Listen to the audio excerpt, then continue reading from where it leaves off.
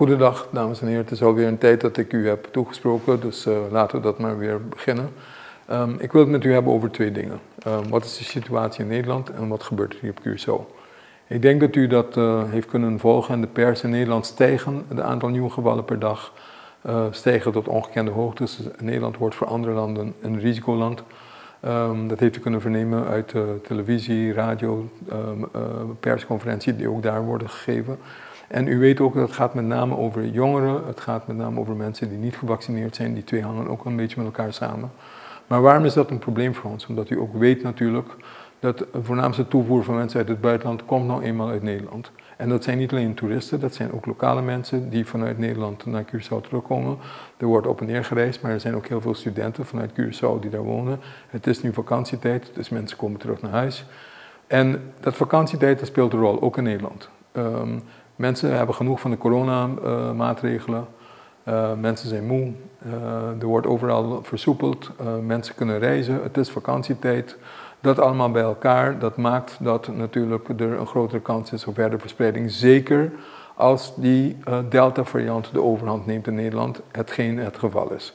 Dat is altijd zo met een nieuwe variant.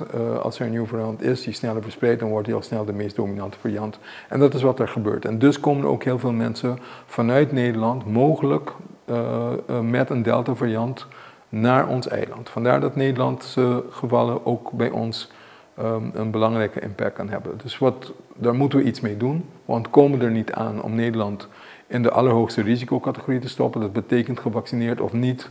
Iedereen moet testen met een PCR vooraf, niet langer dan 72 uur voordat men uit Nederland komt naar Curaçao. En iedereen zal aan de derde dag antigeentest moeten doen.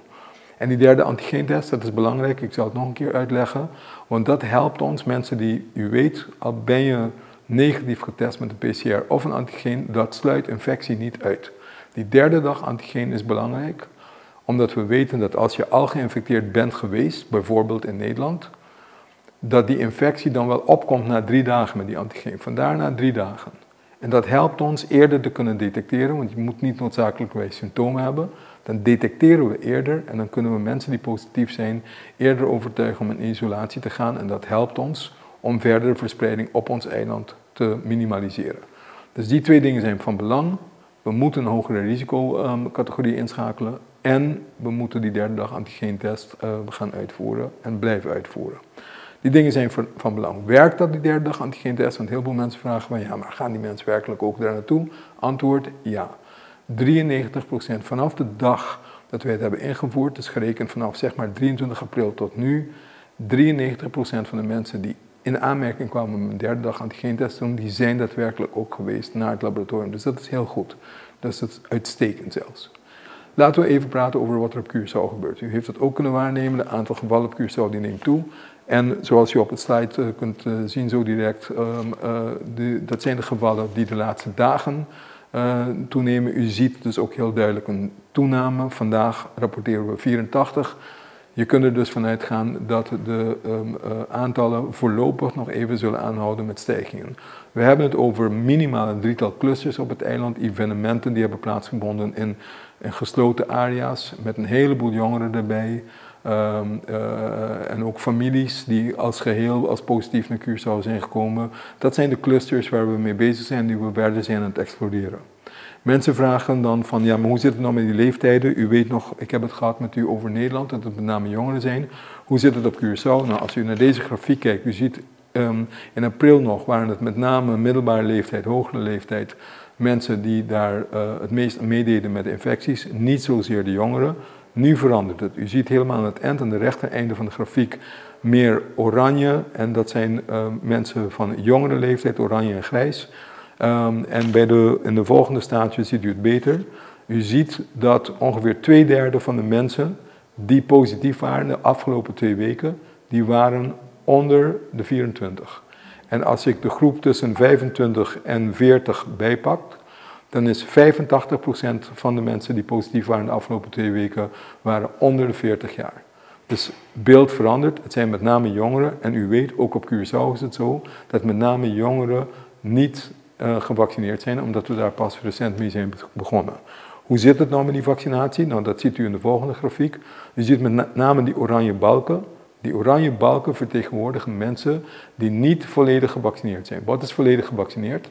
Minstens 2 prikken van Pfizer of van Moderna op Curaçao en minstens 2 weken geleden. Al het andere geeft niet voldoende bescherming. Dus we weten dat zelfs met die Pfizer 1 prik niet genoeg, 2 prikken noodzakelijk om bescherming van tussen de 80 en 88% te kunnen bereiken. Nogmaals, vaccinatie geeft nooit 100% garantie, maar het minimaliseert wel degelijk jouw kans om of besmet te raken, dan wel zelf ziek te worden, dan ernstig ziek te worden, of naar het ziekenhuis te moeten gaan. En ook minimaliseert het je kans om verder te verspreiden. Dus het is belangrijk dat er gevaccineerd wordt. Dat blijft een onderdeel van het programma. Denk eraan dat u bij het hoesten, u hoest in de elleboogplooi of in de schouder, niezen in de elleboogplooi of in de schouder, om andere mensen te beschermen. Als u daar zelf mee aandacht aan besteedt, dan helpt u anderen ook. Als het enigszins kan, probeer thuis te werken. En als het niet anders kan, als u geen grote groepen kunt vermijden omdat u ergens per se moet zijn, als de ruimte klein is, veel mensen bij elkaar, etc., dan kunt u ervoor opteren om inderdaad een mondkapje te dragen. Dat is voor uzelf, maar ook voor anderen. Dus hou jezelf aan die regels. Hou je aan de regels, met name speciale regels die gelden in zorginstellingen, of die gelden voor als je op reis gaat. Als jij je aan de regels houdt, dan bescherm je jezelf, maar je beschermt ook de hele gemeenschap. Ik dank u van harte.